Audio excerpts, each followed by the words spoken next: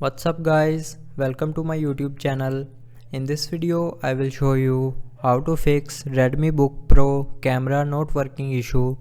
So before starting the video, don't forget to subscribe the channel and also press the bell icon. So let's start the video without wasting any time.